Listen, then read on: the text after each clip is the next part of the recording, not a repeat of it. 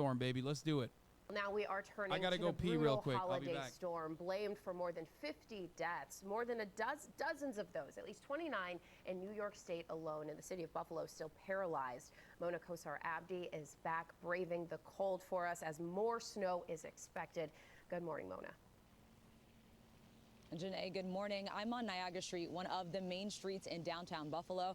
And while a driving ban is in effect, you can see that there are more cars on the road this morning. There is only one lane open in both directions, and drivers and snowplows that are trying to go down this road are having to navigate around cars like this one that have been here since before Christmas. This morning, the death toll in western New York rising after what officials are calling the blizzard of the century.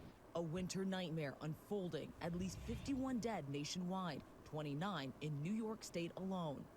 Roads still impassable, forklifts used to clear vehicles. This blizzard is the one for the ages. Wanda Brown Steele's daughter, among one of the victims, found dead in her car after the snow rapidly piled up. It's so easy to ask yourself, why, God? Why? Emergency responders in Buffalo fighting multiple house fires, leaving crews in a dangerous battle with both fire and ice. More than 50 inches of snow have fallen in Buffalo over the past 3 days. In many neighborhoods, residents now turning to one another for life-saving help. I'm coming. Buffalo resident Shakira Autry took to social media after she heard 64-year-old Joseph White in distress outside her home and brought him inside on Sunday. I found him screaming for help. When I looked out the window, he was getting blowed up and down the street. It was out of control. Autry updating social media in a second video. All right, what vehicle am I getting? I'm gonna go. Taking White to the emergency room of Erie County Medical Center on Sunday with the help of strangers. And one mother with no electricity, desperate to keep her baby alive when his ventilator suddenly stopped. Speaking to our ABC station, WKBW. I was sitting there literally crying, wishing someone would just knock on my door, literally. And you know, if they said they knocked and no one was there, if they knew a mother and father and child were in there, they should have broke the door down. We were in there. We needed help. Shahida Muhammad and her husband manually administered breaths to their infant for 2 days until Good Samaritans came to their aid. That's and elsewhere in the nuts. city, longtime residents opening up their homes to these visitors from half a world away after a knock on their door. They said, we're part of a tour group from South Korea. Bro, that shit's... You know what's crazy about that, by the way? Okay, not to break through, like, the awfulness, but, like, I do want to fucking lighten it a little bit. Why the fuck are motherfuckers from South Korea visiting Buffalo, dog? Like, that is the wildest part about that story. The fuck are you gonna see in Buffalo, dude? Chicken wings? What are you looking at? Niagara Falls, I guess. Holy shit, dude. It's not even falling at that point. It's Niagara static. It's not even... Is it even falling at that point? I feel like it's frozen.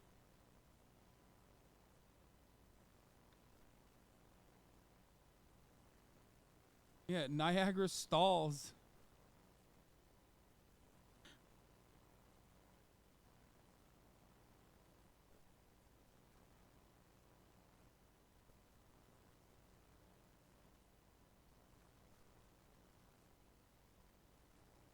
Dude, my cousin's boyfriend lives there and told her to drive to him. She didn't even make it to him and had to stop at his brother's. Like, what the fuck? Yeah, dude, you should not be driving in this condition. You're just not.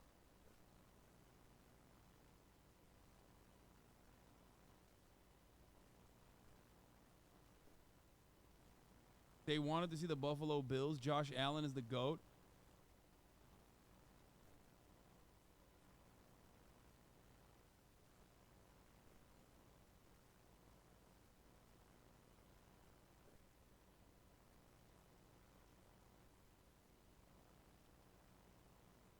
I want whatever kind of fucking crack that chatter is smoking on, okay?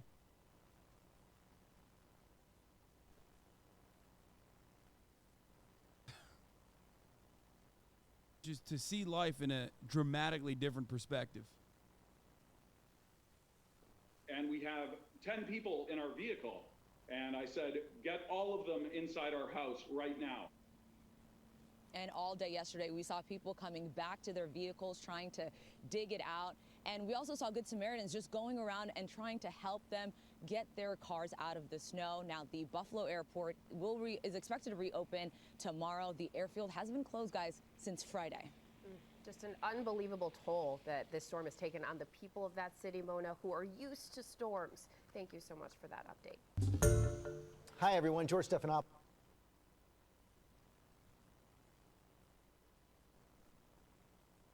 Isn't the Canadian side of Niagara Falls better? I don't know. I've never been to Canada.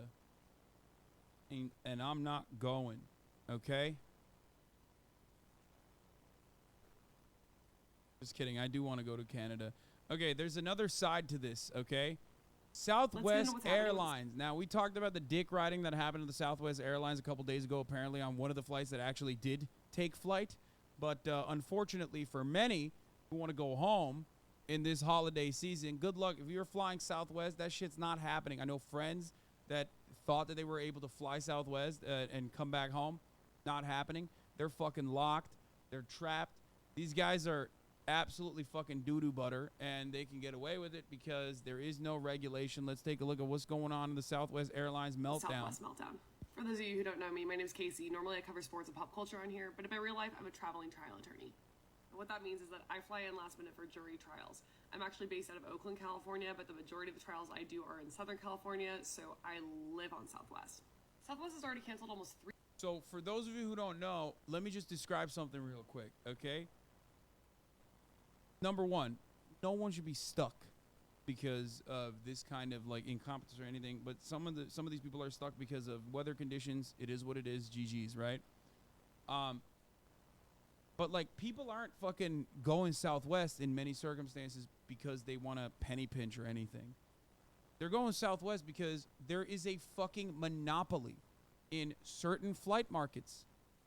There's only 7 airlines, and when you look at like half of the fucking travel to like bumfuck nowhere in the United States of America, unfortunately, your options are very limited. It's usually a duopoly, maybe an oligopoly, or in many instances just a straight up fucking monopoly. You can't do anything about it. 3,000 flights for today, Tuesday, December 27th. And that's on top of the thousands of flights they canceled over the past 4 days. This started because all airlines were impacted by weather on December 22nd and 23rd, the polar vortex, and then ice storms out of Seattle and Portland. Pretty much anyone you know who was traveling on those days had a very bad time, massive delays, if not cancellations. Most airlines, if you're not familiar, operate off of a hub and spoke model. Airlines like United, American Airlines, and Delta have hubs where the majority of their crews and planes are based, and then they fly out on the spokes to other routings. For example, United hub is San Francisco. Flights from United San Francisco will generally go to another city and then come back to San Francisco. The disadvantage of this is that it does allow for less day-to-day flexibility. However, in the event you've got a big meltdown at one hub or at one city or a weather issue, it does stay pretty isolated to that particular hub or that particular spoke. Now, the issue with Southwest is that Southwest doesn't have hubs. Southwest planes can fly all over the place. If you've ever looked at the inbound for a flight you're taking on Southwest, that thing could have been literally anywhere. Like, people joke that it's the Greyhound of the sky because it's just making its way from east to west or from north to south, stopping at different cities as stops. The problem with that is, of course, if there's bad weather in Chicago, all of a sudden flights in California could end up delayed if the plane that they need to fly those routes in California is coming from Chicago. So for Southwest, when there was bad weather on the 22nd and 23rd, So here's what it is, though. It's not just the weather, okay? Learning the Southwest Airlines meltdown is due to an antiquated crew scheduling system that assumes where a crew member is instead of working off live flight data. They've lost track of almost every crew member, and the only way to solve it is for each one to individually call scheduling to tell them where they are. Their phone lines are swamped, and I've seen screenshots of the crew on hold for 23 plus hours trying to get through the scheduling. This is entirely on the fucking company itself. There are numerous things that they can do. Other fucking airlines are flying, even though the conditions are awful. How are they doing that? Well, they're doing that because they don't have the same scheduling process, most likely. Okay? So, one of the main fucking issues here is, 1, their scheduling is dog shit. 2, they, of course, are trying to maximize their efficiency. How do you maximize your efficiency? By not having additional fucking workers on hold, okay? That's a major problem with all matter of transportation. Every type of logistics industry, every type of industry that is involved in both delivery, both like, utilizing the infrastructure to deliver goods that are necessary for survival. We talked about the fucking railroads literally like for the past month or so before the potential strike was going to happen, which Biden stomped on.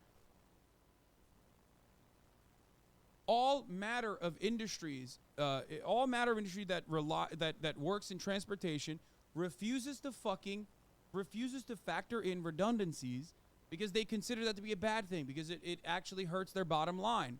Okay?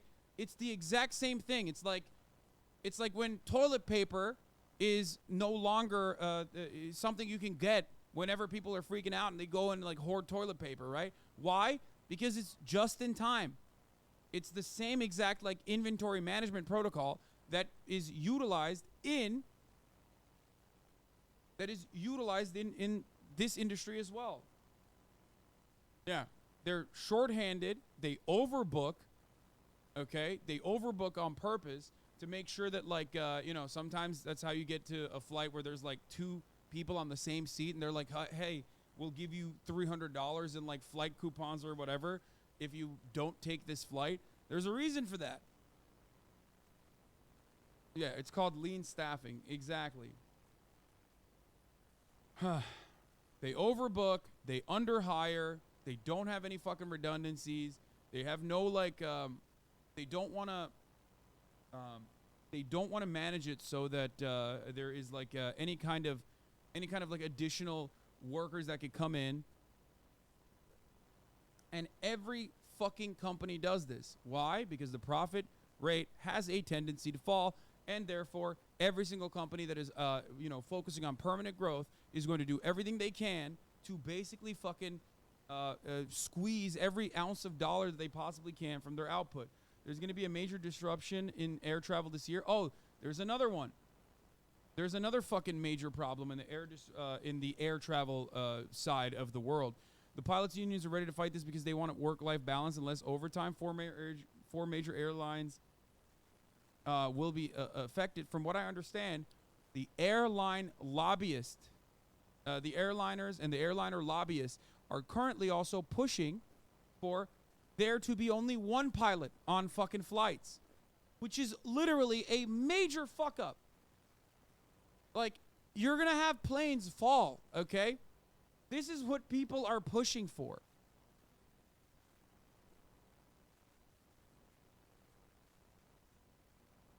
Same issue with railroads. That's the exact same problem with railroads. They want there to know they don't want there to be any sort of fucking redundancy whatsoever. But that redundancy is a fail-safe, okay? Understand that. It's not actually a redundancy. It is actually the normal mode of operation so that there are multiple points of failure that you can account for, okay? But when you put profits over people, you end up with this system. Planes crashing is the market regulating itself? The fuck do you mean? You know nothing about economics. Is, ironically, the logical extension that a lot of these like Austrian economists or people who fancy themselves to be rugged capitalists would unironically say. That is the truth.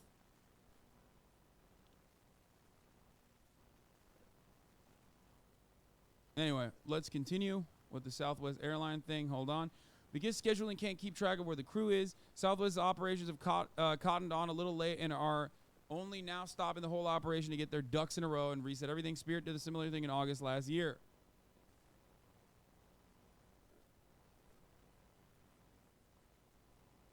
Here it is. Airlines are lobbying for a change to federal regulations that could put one pilot in the cockpit. How fucking insane.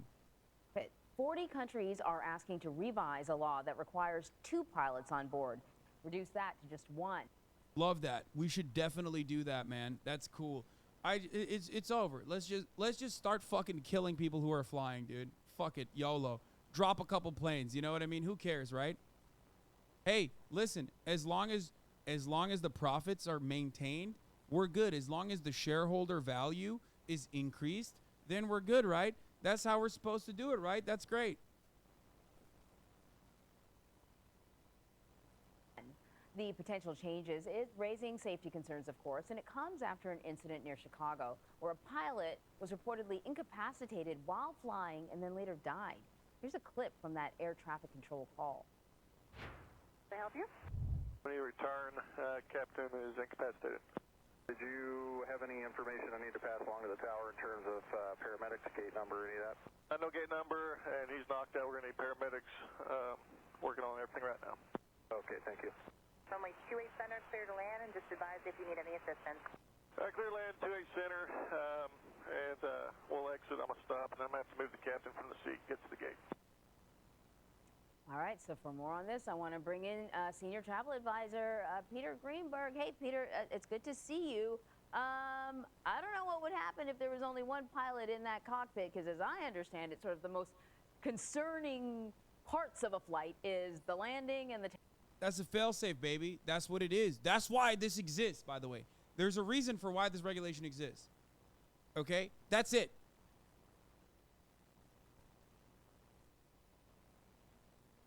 It's fucking insane. It's insane. Like, if there was any justice on this fucking planet, the people that have the audacity to even present this, okay, as a cost-saving mechanism would be fucking launched on one of those goddamn planes into the fucking sun, okay? Just for the audacity, just for the fucking, the concept that you've introduced, okay? That's insane to me. That's insane. Planes need 2 pilots in case the first pilot is Hassan? Yeah.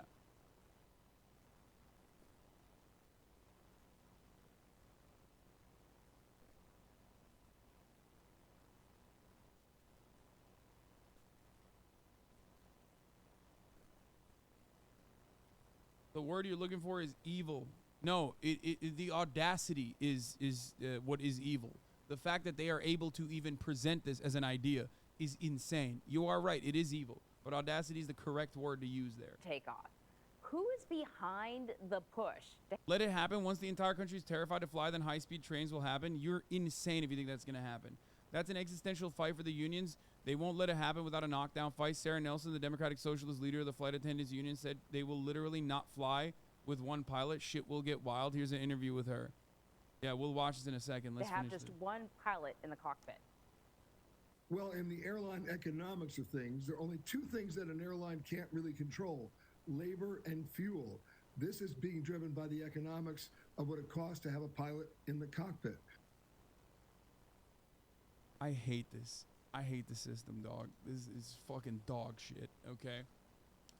People be like, Hassan, why are you a socialist? Why are you a socialist? Aren't you rich? It's like, motherfucker, I don't want to die, okay?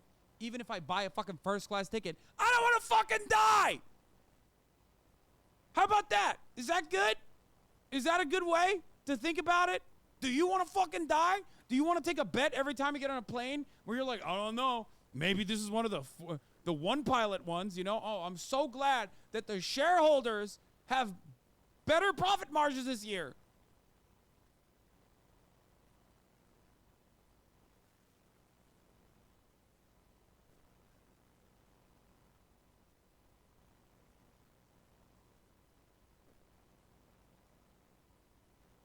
But you know there will be fucking idiots with like, there will be idiots who confuse their like, you know, their 401ks and like how much they fucking bought into like the airline industry or whatever, who will be going around saying, "My lord, the profit margins are important. Maybe we will get cost-saving measures and plane tickets will be cheaper instead, my lord. It's fine if these steel bullets fall from the sky." What about the profit margins, my lord? Suckers.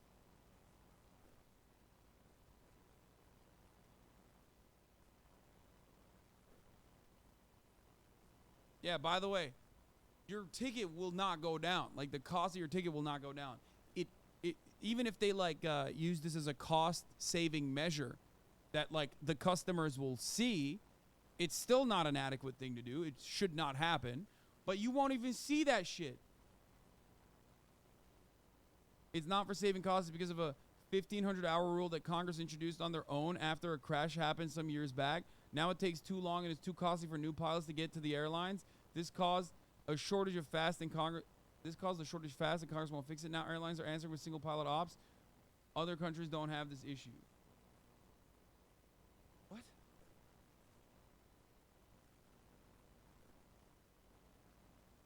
That's not even true. They're literally fucking pushing for this in 40 countries. What are you talking about? Why did you just say this is not an issue in other countries? Are you working with the airline industry? What the fuck is happening?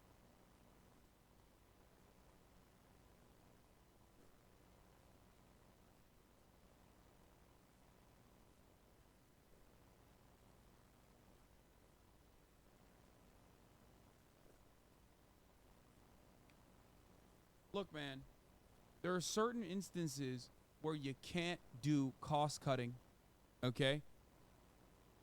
Medicine is one of them. Like, you don't want your doctor to be overworked. You don't want your nurse to be overworked, even though they are. But you certainly don't want your surgeon to be overworked. You don't want your fucking pilot to be overworked. That's crazy, okay? That's insane. I don't understand how we operate like the safety of customers in that regard is just, and also the workers that are on the plane are just, you know, is up for debate, and we could just engage in cost-cutting measures. So you're having 40 nations asking for this ability to do it, and you also have language in a current FAA reauthorization bill to ask the FAA to reconsider what they call Part 121. It's a federal air regulation that says you have to have 2 pilots in the cockpit. They're going to try to do it first with cargo flights, but as you can imagine, the airline pilots unions are not exactly reacting in a positive way to this. I was going to ask you, who's against it? Obviously, the unions, to start with. Well, look, their argument, which, by the way, I think holds water, is that it basically destroys the safety culture that's been built up over decades. Keep in mind, we've just celebrated the 25 safest years in the history of aviation, and part of that happens when there's a crisis in the cockpit and the pilots are heavily tasked and they work together to get the plane back safely. In the case of the American Airlines flight from Chicago to Columbus, they were able to make that emergency landing because there was a co-pilot on board. The pilot later died. But in the cases of other flights, like the Miracle on the Hudson, you needed 2 pilots. We've all heard of Sully Sullenberger. He was part of Chris Van Cleve's piece. But there was also the co-pilot, Jeffrey Skiles. They worked together to get that plane safely on the water. We've had other incidents where that wasn't always the case. Remember the co-pilot of German Wings in 2015? He locked the pilot out of the cockpit. Bro, that's insane. Like, that's insane, dude. Can you imagine? Like, airlines look at 25 years of safety and go, well, that's a cost-cutting measure that we could implement. Like, that's not how normal beings operate, dude. You know those executives that are flying in private jets all the fucking time are still gonna have 2 pilots. Okay? That's so fucked up.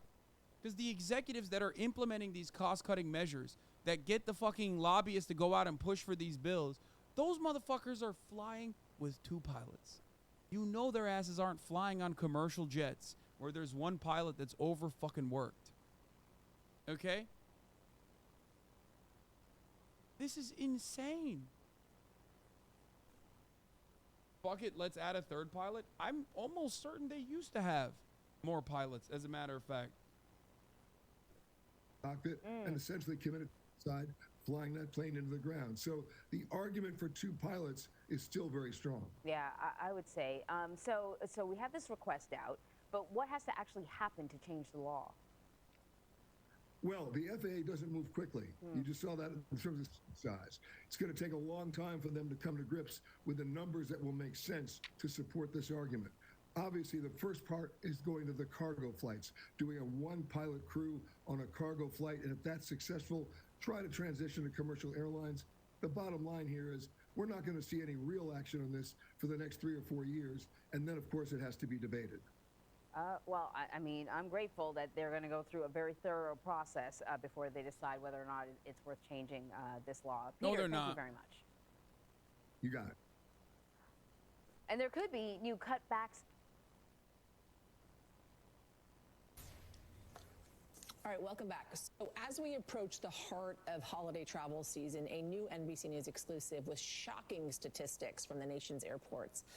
The TSA says it confiscated a record 6,300 guns at checkpoints so far. That number expected to reach 6,600 by the end of the year. That would be a 10% increase from last year. And another frightening note, most of those guns were in fact loaded. And the prospect of flying with loaded guns on board is not the only thing that passengers should have concerns about. Airlines are currently lobbying the FAA to consider having only one pilot on some flights. Federal regulations currently require 2 pilots in the cockpit at all times. Airlines arguing the move will help solve the staffing problem caused by a pilot shortage, and that technological advancement has made single pilot flights. The other part of it is like, oh yeah, let's fucking make the pilot training and the pilot restrictions lower. One, so you can pay them less ultimately, right? But also two, so you can like overstaff and not overstaff, but basically drive wages down, because now it's not as now it's not as elite of a job, right? No. I say no. I don't think we should do that. Okay? I don't think we should be saturating the labor market, as you correctly pointed out, with additional pilots that haven't gotten, the same level of fucking training.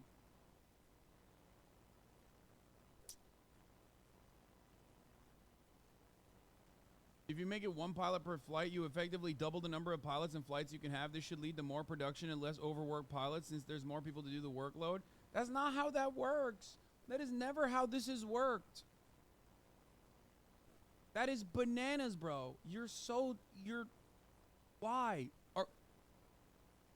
Are you Mr. Southwest Airlines? Is your dad Delta? Is your dad John Delta? What the fuck are you saying?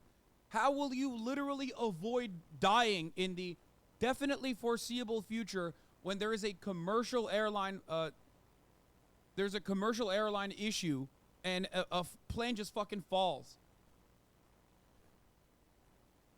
That is not how this works, and that is not how this has ever worked. No. There has never been an instance where eliminating redundancies and maximizing output has been beneficial for the workers. It's always beneficial for the shareholders. What the fuck?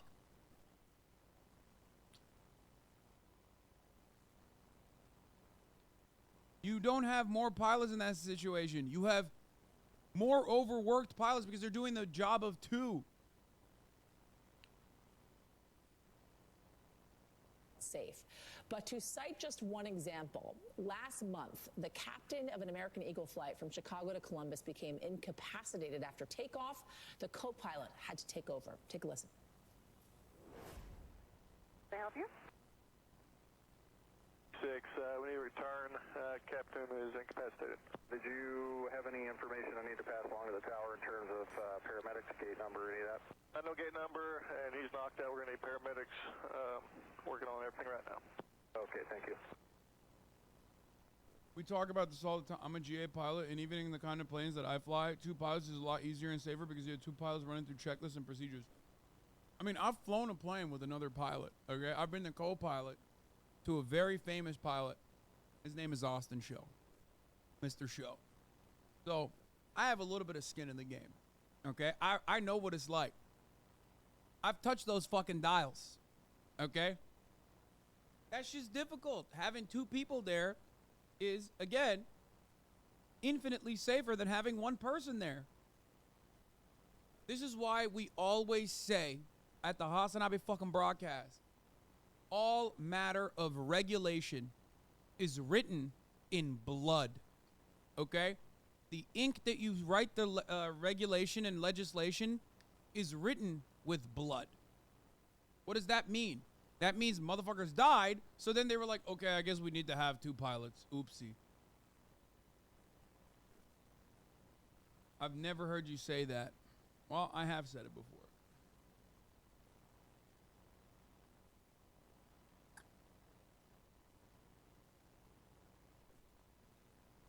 I've been watching for years. This is the first time I've heard that one. I've been talking about this a lot more recently with the Elon Musk rules that he is like basically being forced to rewrite. Planes are machines. Machines break. It isn't the standard day on a clear blue sky. It's when things are busy. Something goes wrong in the plane, weather gets bad. You want two pilots. 100%.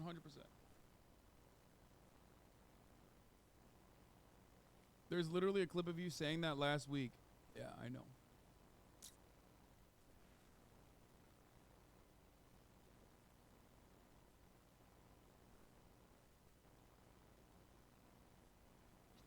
Sadly, that flight's captain died later on at the hospital. Sarah Nelson is the international president of the Association of Flight Attendants and is joining me now. I got to say, when I heard this idea of what airlines are lobbying for, right, to help with the staffing issues and all the delays that we've been feeling and while traveling, I was astounded, really. Tell me why you oppose this idea. Yasmin, the regulations that we Sarah Nelson's the GOAT. have in place in aviation are there because they're Just, minor flex, but like friend of the show. We did appear on the YDSA Hot Labor Summer broadcast together. Not a big deal. Kind of a big deal. Badass. But anyway, let's continue. they've typically been written in blood. And we need two pilots on board the plane for the situation that you just talked about. We also need two pilots there to be able to work with each other. If you talk to Captain Sullenberger about his experience of making a decision that no computer would have helped him make in landing on the Hudson, that would have been a catastrophic amount of casualties rather than the success story that we know it to be. There are numerous stories where you have to have the human beings in the cockpit. And to put this very bluntly, when passengers hear a strange noise on the plane, they turn to flight attendants to see what our reaction is, to see what our leadership is in the cabin, and to make sure that things are safe. And I want to make it very clear. Flight attendants will not fly with one pilot in the flight deck. It's that simple. This is not a safe situation. And the bottom line often drives people to reason out, come to conclusions that are not safe. But we put safety first, and we are not going to allow this to happen. I got to tell you, that's exactly right. When I'm sitting on a plane and there is turbulence or anything that concerns me, the first thing I do is look at a flight attendant. If they seem at ease, they're still serving the drinks, they're still making their way around the cabin, then I settle. But if they seem a little stressed out, I get a little stressed out as well.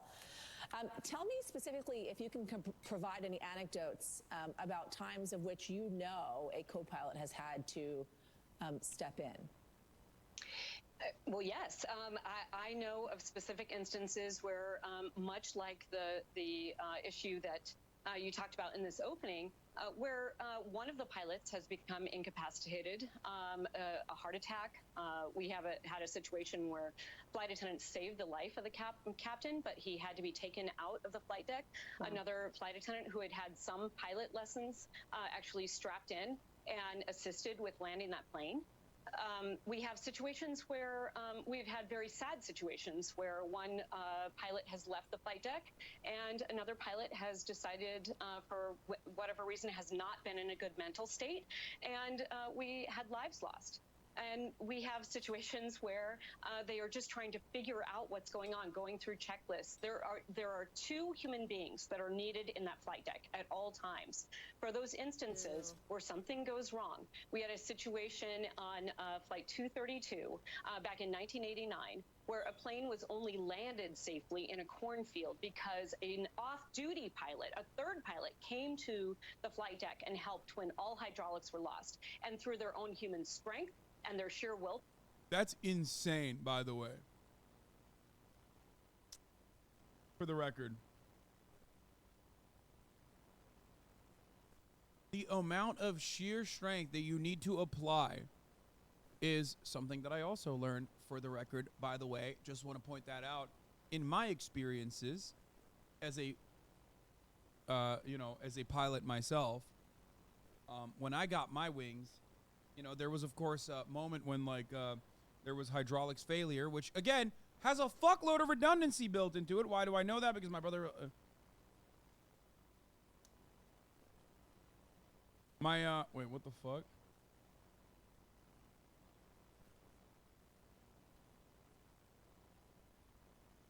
All right. Are you joking? Are you literally a pilot? That's super cool. Yes, I am a pilot. Don't show anybody my flights. Oh no, what is this? I wonder what this does. Hassan! Oh! Jesus Christ! Hassan! Oh! Oh, shit! Oh! Why are we showing this? Why are we showing this? Why? Do you have to do that? Do you have to show this? It's kind of fucked up for all the new viewers to see some of my worst moments as a pilot and not some of my best, like when I landed that plane safely.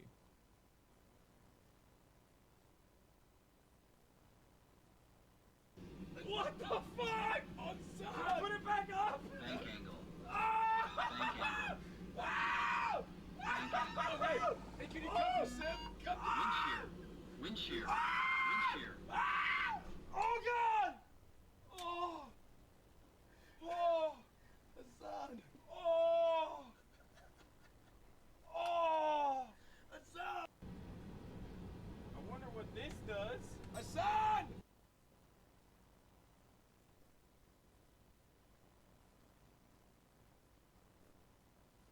The new viewers need to know this is a smoking flight, yes. Okay, listen.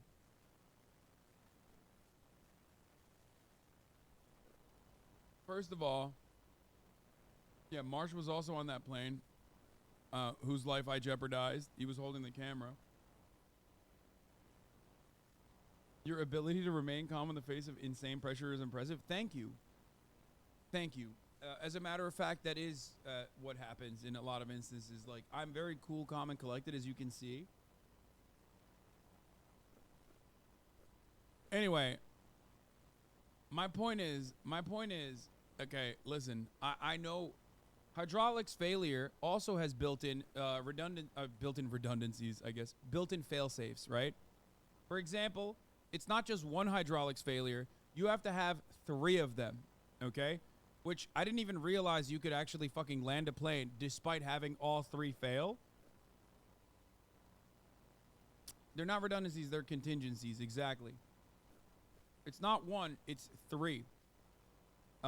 Because the moment that those hydraulics, all 3 of them fucking fail, which is like unimaginable, you are literally manually steering the plane, which is, going 400 miles an hour in the fucking sky by pulling it, okay? By like pulling it with brute strength. It's like power steering, which is insane. It's like driving a 10,000 pound Hummer with no power steering. Exactly. Which is, I didn't even think that you could do it. At least Marat tells me that it's impossible to do, but I guess it's not impossible to do because the pilot that was training us told me that that is something that they're trained on. That, because we tried it as well with like one hydraulics failure. You have a lot of redundancy on planes. The word is correct. Contingency, I think, would be a better way to describe it.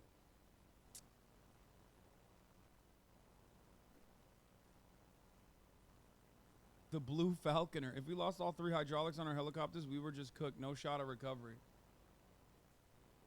This motherfucker's name is Blue Falconer, bro.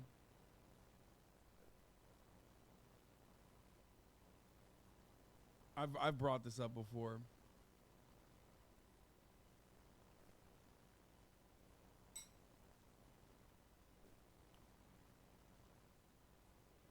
He's a buddy fucker.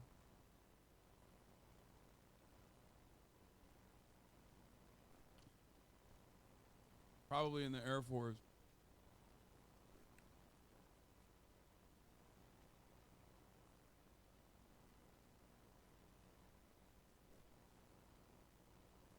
Certified NEF mod. the military term for people who fuck over their, you know, people who fuck over their buddies in the military. Like snitch on them or fuck them over, right?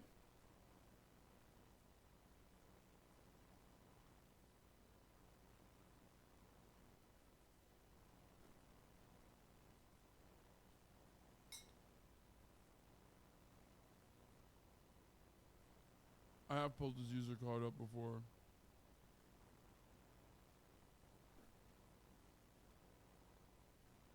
And military police. Yeah. Anyway.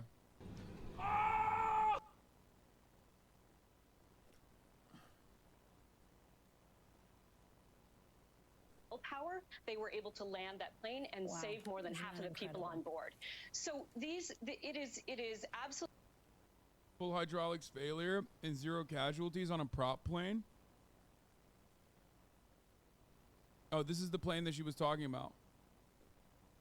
I wonder how the fuck they did this, by the way. That is kind of wild that they were able to do this.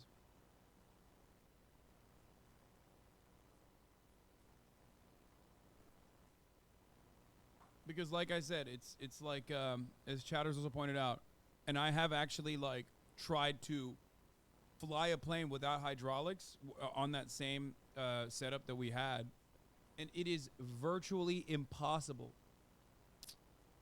absolutely unsafe to think. But I guess the only way to do it is because it's like a smaller plane, you know what I mean? But I don't think you can do a 747. Murat claims you can't do a... Murat claims that it is impossible for someone to power steer a 747, which I don't know, because the trainer, the pilot trainer that we were talking to literally said all pilots actually get trained to be able to land without hydraulics at all.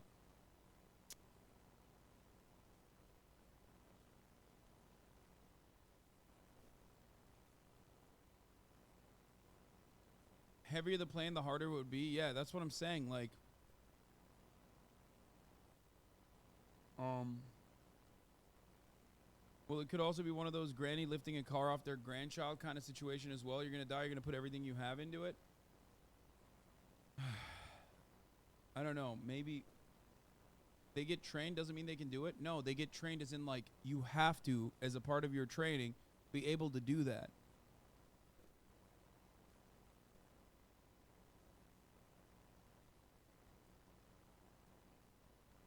Murat ain't a pilot? Yeah, but he built the plane. What do you mean? Not talking out of his ass. Like, he literally did build Boeing planes.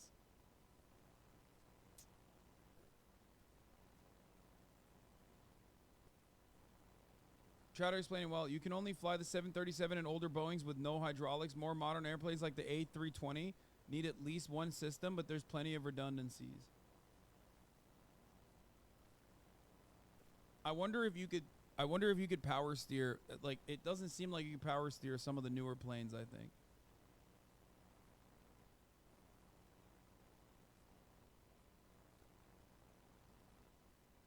No, it is plenty of redundancies. No, this is one of those things. No, dude.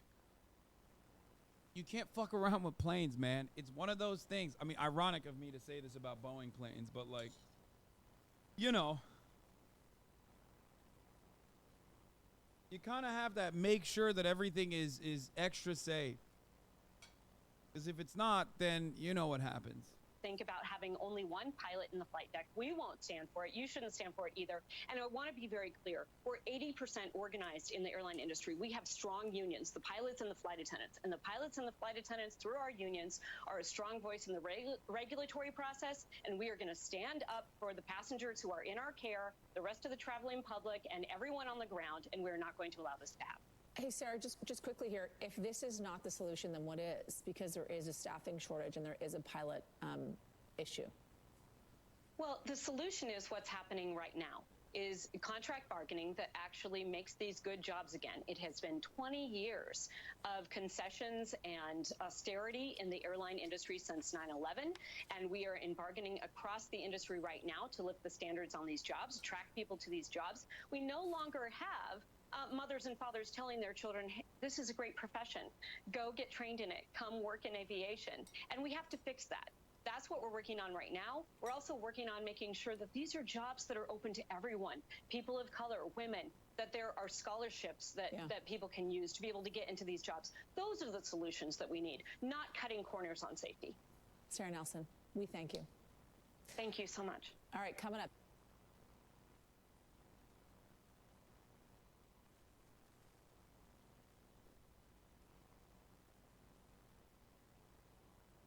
I hate this so much.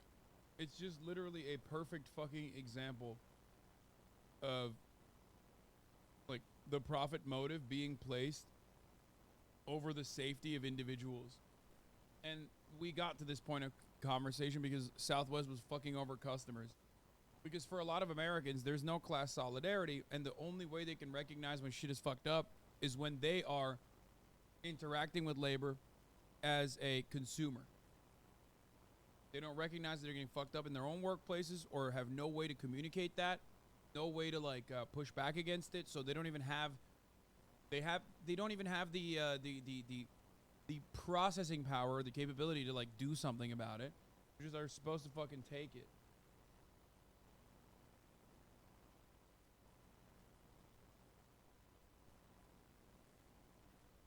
Anyway.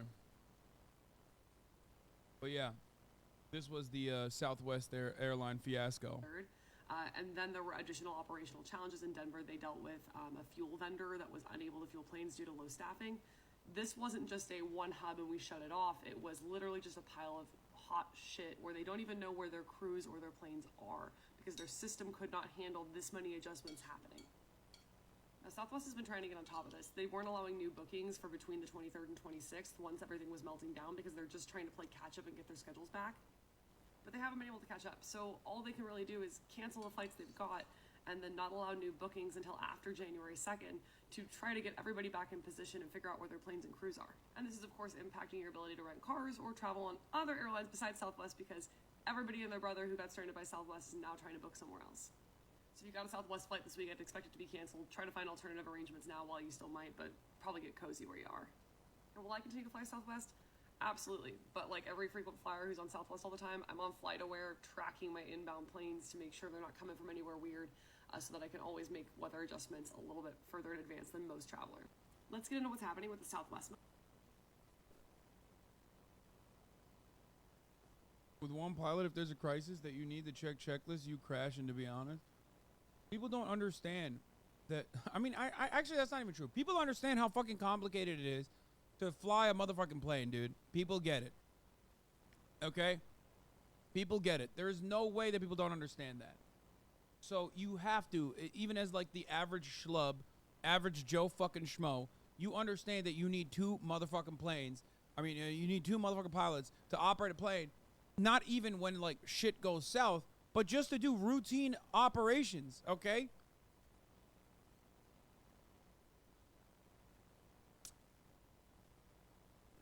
Good morning, Gio. Yeah, frustrated passengers are stuck at airports across the country. The return home from Christmas for many has become a flat-out nightmare. This morning, they said no one's getting on a flight, a Southwest flight, for 4 days, and they said we can't help you go home. Southwest Airlines melting down in the wake of the Christmas holiday. Christmas was just ruined. This was the worst Christmas ever. While 3,800 flights were canceled across the country Monday after the punishing winter storm, nearly 3/4 of them were Southwest flights. And the company has already canceled over 2,500 flights today, with more misery expected this week. It's been catastrophic. It is simply a failure of Southwest management. When asked about the collapse, a spokesperson for Southwest blaming the weather. I think it's just the sheer size of the storm. It's just the fact that this one started west, swept east, and impacted almost every single one of our largest airports that put us in a position where we struggled to recover and we struggled to get our flight crews and airplanes where they needed to be. In a statement, the company vowing will work to make things right for those that we... Why? Why is the media not doing the basic investigation that fucking TikTokers are capable of doing? That fucking Twitter nerds are capable of doing? To understand why this happened to Southwest and how it fucked over other airlines as well. But like other airlines were still able to operate. I'm sorry. This is so frustrating to watch. We've let down. We recognize falling short and sincerely apologize. But this morning, federal officials are launching an investigation into the chaotic response. The Department of Transportation saying it is concerned by Southwest's unacceptable rates of cancellations and delays and reports of a lack of prompt customer service, adding it will investigate whether cancellations were controllable.